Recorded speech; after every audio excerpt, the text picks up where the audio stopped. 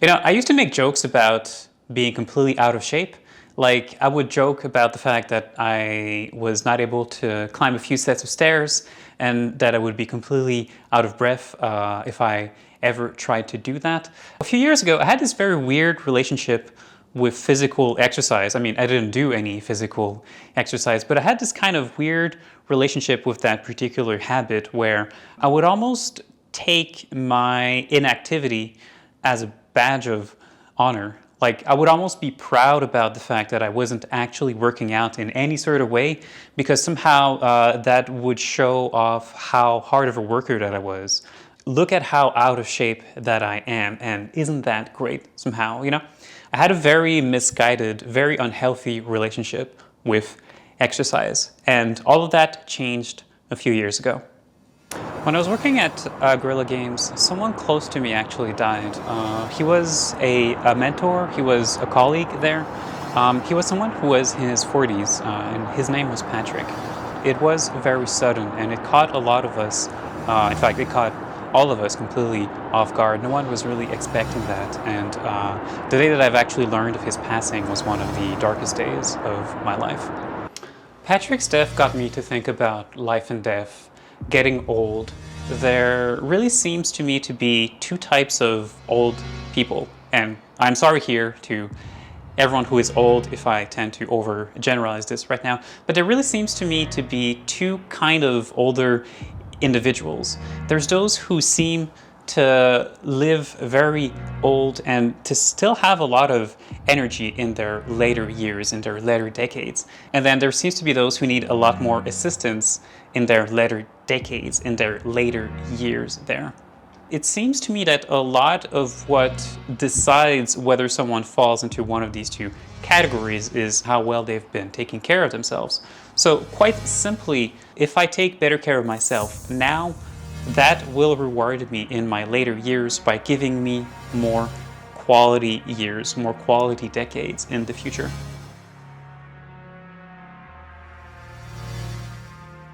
Now that I knew why I needed to start to do physical exercise on a regular basis, the question was still how? How am I going to go about doing that? How am I going to keep up the motivation to keep doing physical exercise and not give up after only one or two tries?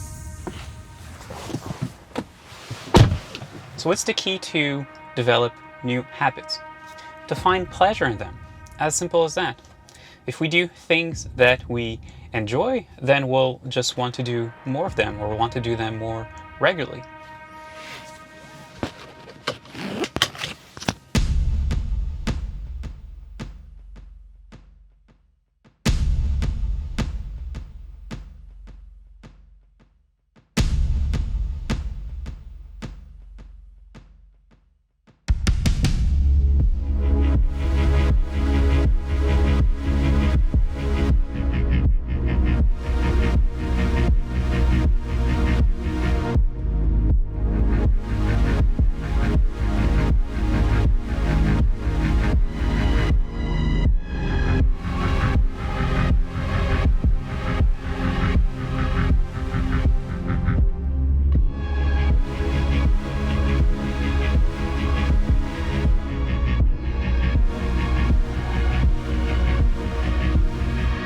I think a lot of us associate physical exercise with solely either going out for a run or going out to the gym. And there's so many other types of activities than simply those two that we could actually do, that we may actually enjoy if we really actually thought about it.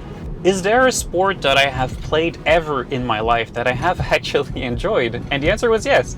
I used to play badminton when I was back in college, and I actually thought it was really, really fun. I had a great time playing badminton back then. And so for me, it was actually very simple. If I want to get back in shape, let's just go out and play that.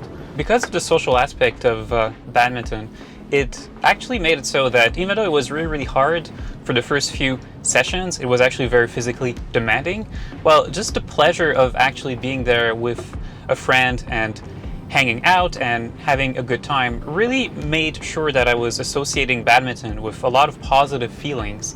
And that really helped me to push through the first few badminton sessions that were actually very physically demanding, especially on my cardio.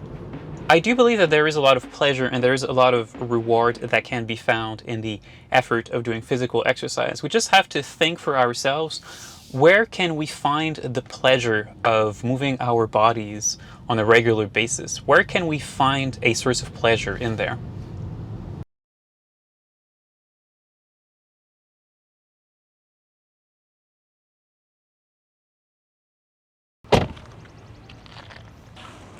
So once I had picked up badminton, the next thing I started to do was to start to run.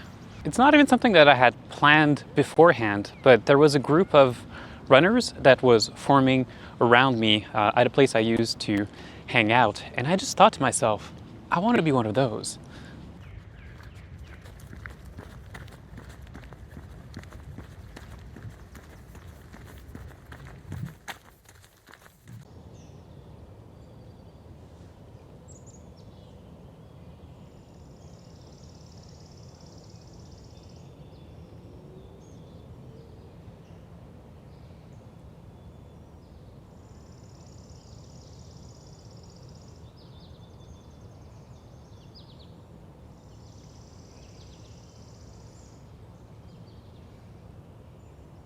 First few times I went to run with that group, I couldn't keep up.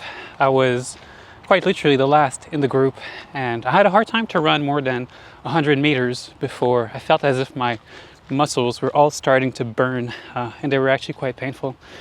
And for a while, especially during the first, second, and perhaps the third time that I went out to run with that group, I really wanted to give up.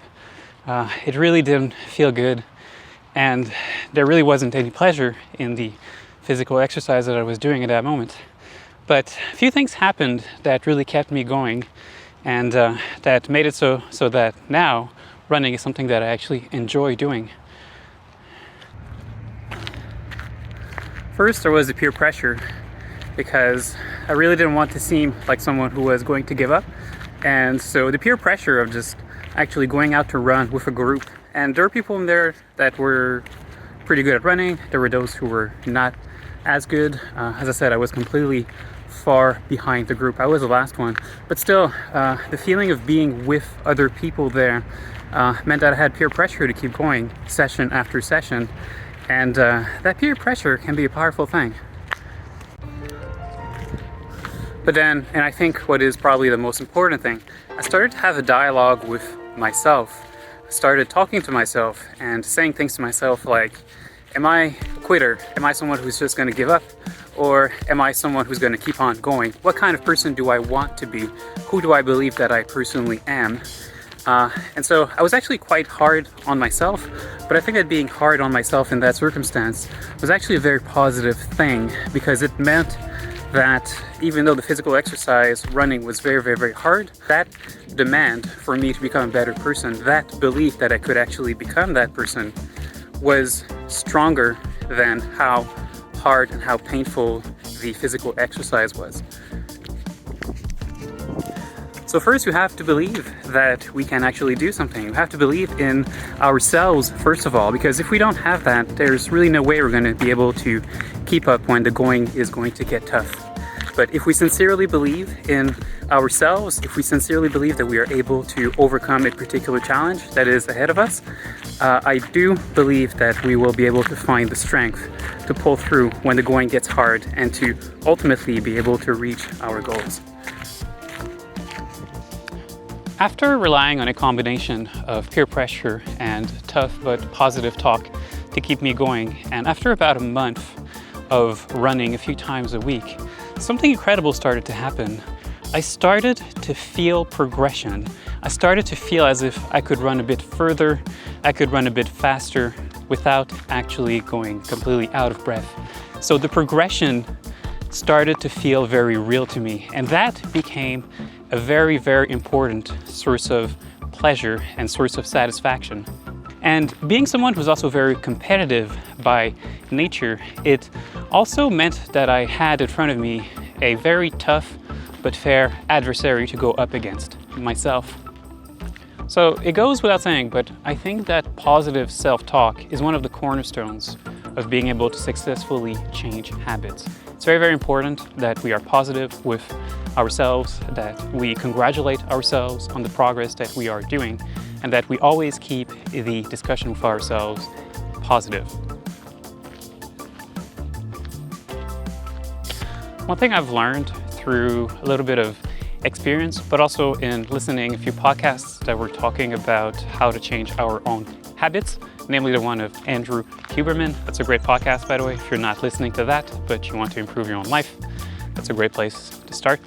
And so one of the things that became very clear to me is that seeking external sources of reward was a pretty terrible way to go about finding motivation to pull through something that is hard, something that is tough, changing a habit in a positive way. Going for an external sources of reward is something like, I don't know, going out to reach for the cupcake once you're done running, or rewarding yourself by taking a hot bath. Something that is external to you is a pretty terrible way to change your habits, because then you're not actually doing things because you enjoy doing them, because you feel good about them, because these things make you feel good about yourself. You are doing things for whatever will be that reward that you're going to get afterward.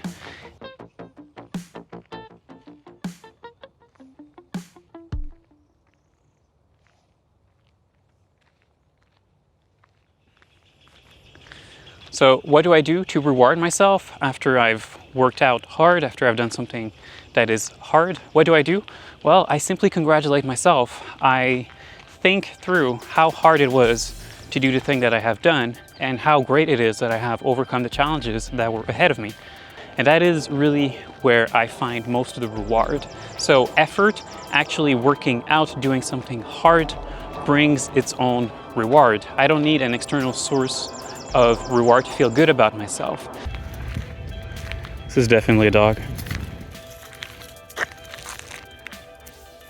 All of these mental tools I feel as if I have developed, especially positive thinking, finding an internal source of reward, these sorts of things, have really helped me adapt my habits when it comes to physical exercise. And those mental tools, I find that now I can repurpose them to improve other habits within my life. Like if there's anything I can do to improve my sleep, I use those same mental tools to try and improve that.